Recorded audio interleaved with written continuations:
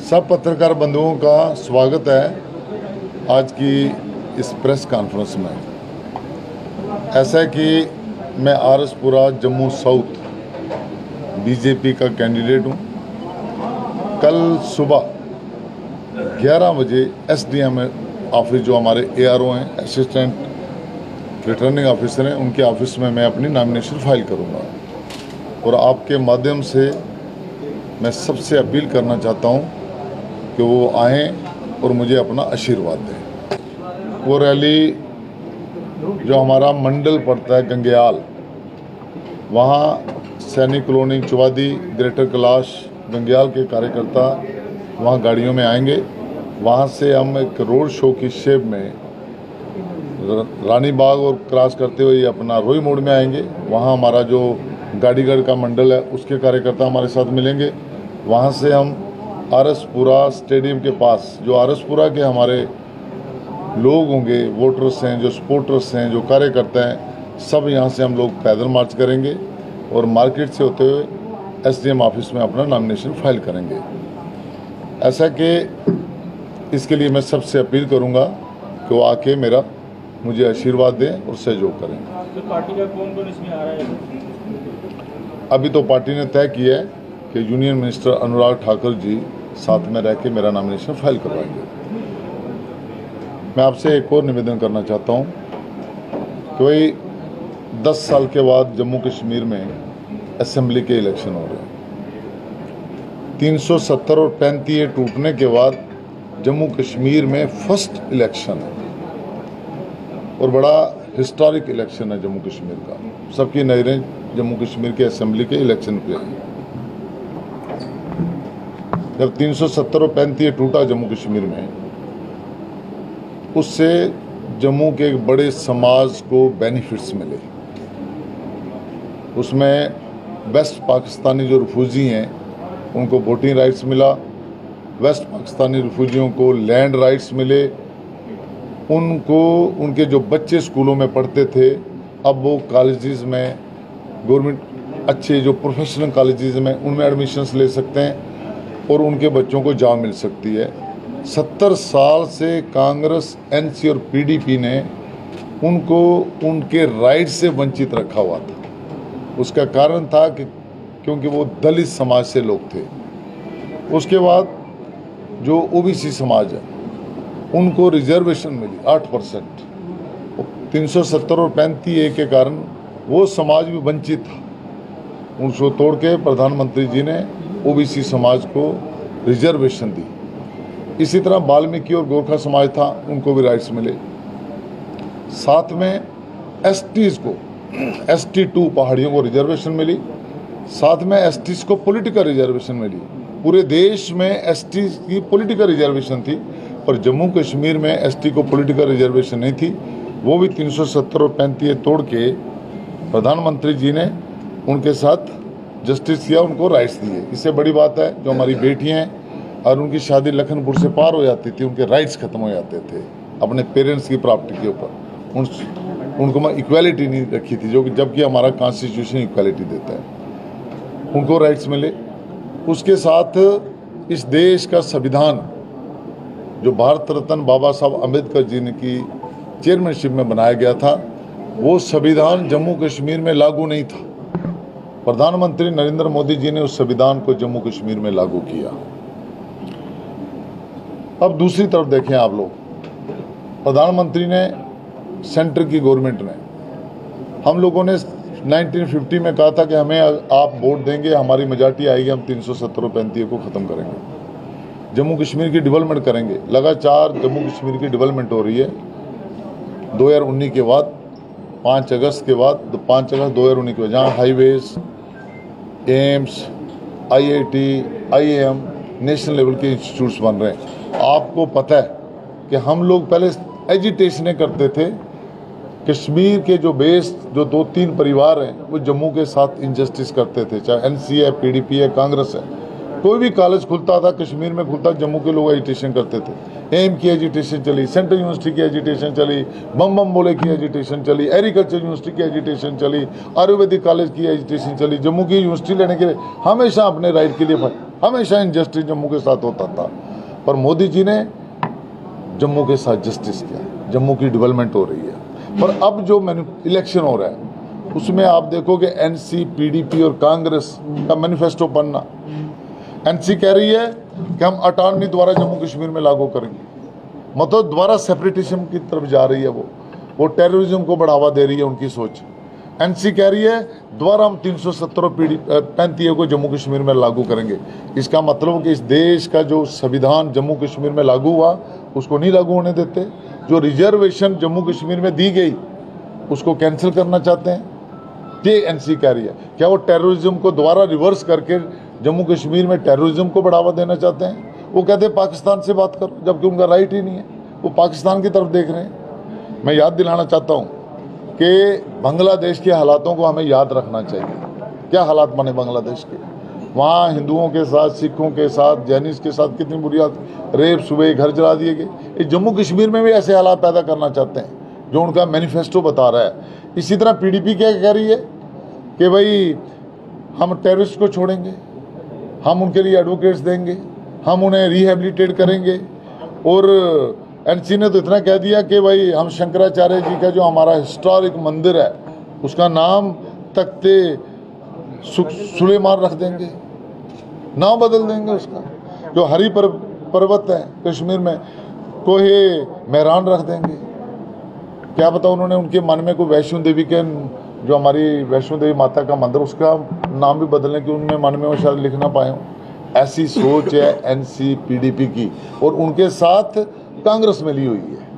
ये दोबारा इस सिस्टम में जम्मू कश्मीर में टेररिज्म लाना चाहते हैं, जम्मू में दहशत फैलाना चाहते हैं और पाकिस्तान की आइडियोलॉजी की जम्मू कश्मीर में लागू करना चाहते हैं। मैं दूसरी तरफ अगर हम देखें, ये एनसी का मैनिफेस्टो था, उन लोगों ने डायरेक्टली कह दिया हुआ है कि भाई आप हमें वोट दो, हम 370 द्वारा लाएंगे। आप हमें वोट दो, हम शंकराचार्य जी के मंदिर का नाम चेंज करेंगे। आप हमें वोट दो, हम टेररिस्टों को छोड़ेंगे। आप हमें वोट दो, हम पाकिस्तान से बात करने के हक में। आप हमें वोट दो, हम अटानमी जम्मू कश्मीर में लाएंगे। ये एनसी, पीडीपी, कांग्रेस के मैनिफेस्टो बोलते हैं। ये लोगों को सोचना होगा। आप लोगों को, पत्रकारों को मैं निवेदन करूंगा, लोगों को अवेयर करो। वो लिख के दे रहे कि हम ये करेंगे। दूसरी तरफ भारतीय जनता पार्टी कह रही है हम जम्मू कश्मीर की डेवलपमेंट कराएंगे, जिस तरह से डेवलपमेंट चल रही है उसको और फास्ट ट्रैक के ऊपर करेंगे। हम जम्मू कश्मीर में टेररिस्ट के अगेंस्ट जीरो टॉलरेंस है हमारी। आपने देखा रसपुरा बॉर्डर में पाकिस्तान पहले फायरिंग करता था 14 के बाद, अब कोई फायरिंग नहीं हो रही। हमारे किसान भाई जो फेंसिंग है उसके आगे भी जाके वो लोग वहाँ अपनी फसल लगा रहे हैं और उसकी हार्वेस्टिंग कर रहे हैं। हम कह रहे हैं कि हमारी माताओं बहनों की जो पेंशन है पर मंथ 1000 रुपया है, उसको हम 3000 रुपया करेंगे।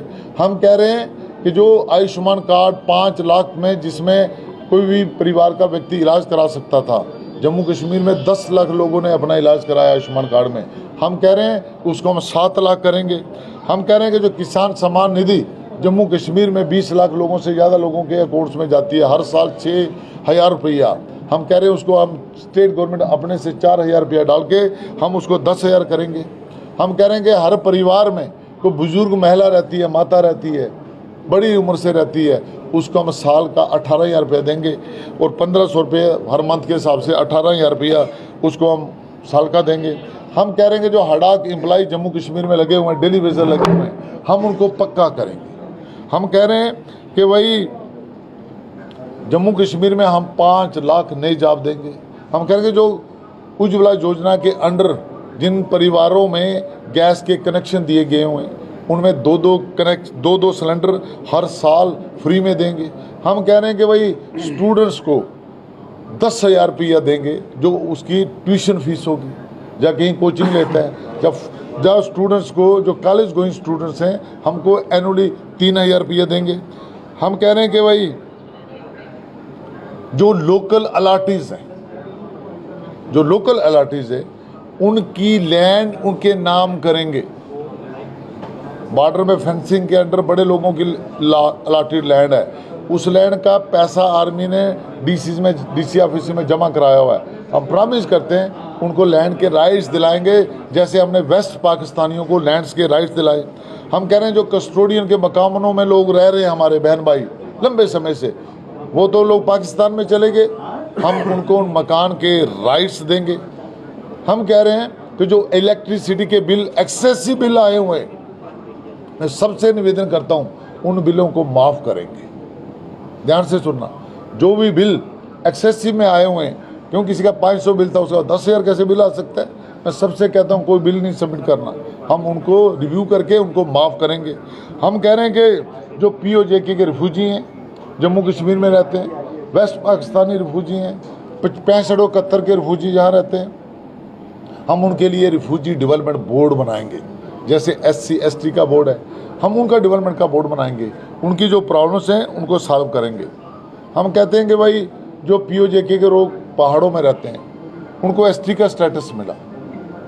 पहले वर्ड था उसमें लैंग्वेज, अब वर्ड आया उसमें इथनिसिटी। हम लोगों ने करवाया, जस्टिस GD शर्मा की कमेटी थी, हमने उनको डेपुटेशन मिले, कहीं उनको रिप्रेजेंटेशन दी, हम उसका क्रेडिट लेते हैं सारे अपने POJ रिफ्यूजी भाई।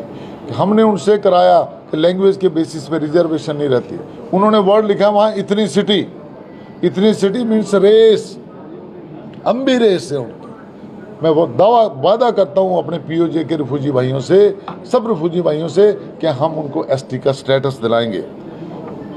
POJ के रिफ्यूजी भाइयों को BJP सरकार ने 5.5 लाख रुपया दिया, 30 लाख का हमारी कमिटमेंट है।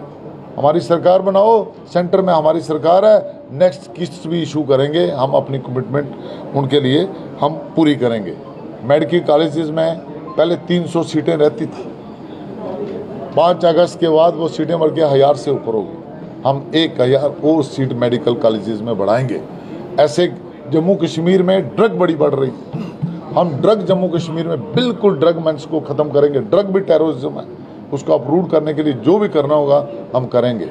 ऐसे एक तरफ NCPDP कांग्रेस, उनका मैनिफेस्टो जो टेररिज्म की बात कर रहा है, जो यहाँ रिजर्वेशन ख़त्म करने की बात कर रहा है, जो द्वारा जम्मू कश्मीर को पीछे ले जाने की बात कर रहा है, जो शंकराचार्य जी का नाम चेंज करने की बात कर रहा है, जो टेररिस्टों को छोड़ने की बात कर रहा है, जो ऑटोनॉमी की बात कर रहा है, PDP NC कांग्रेस का वो मैनिफेस्टो है।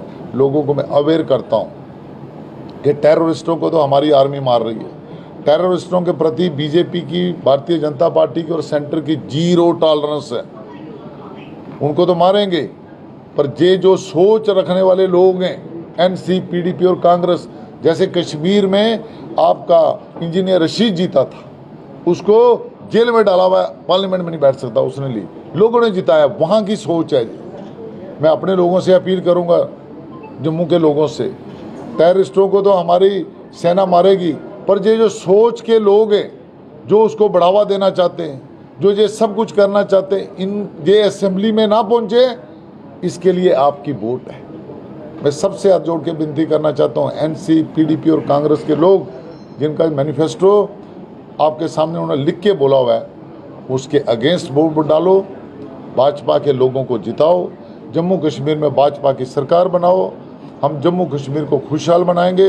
दिल्ली में हमारी सरकार है, जम्मू कश्मीर को और जम्मू को खास करके डेवलप जम्मू कश्मीर, पीसफुल जम्मू कश्मीर, रोजगार युक्त जम्मू कश्मीर बनाएंगे। इतना मेरा आपसे निवेदन। कल रमन बल्ला आए थे परसों, जहाँ पर वो बोल रहे थे कि हमारा मुकाबला जो है किसी के साथ नहीं है, 50,000 लीड में जम्मू से लेकर चलूँगा और जहाँ पर भी लोग मेरा साथ देंगे। क्या कहना चाहते हैं? ये जनता तय करेगी। ये घमंड उसका बोल रहा है, मुझे लगता है कि इतना घमंड नहीं करना चाहिए किसी को।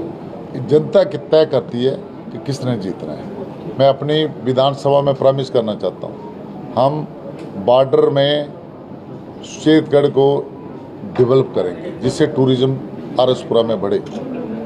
आरएसपुरा के हर ब्लॉक में एक खेल कूद के लिए अच्छा स्टेडियम बनाएंगे। बच्चे खेल कूद की तरफ, खेलो इंडिया के तहत खेल कूद के हर ब्लॉक में एक अच्छी हेल्थ के लिए एक अच्छा हॉस्पिटल बनाएंगे।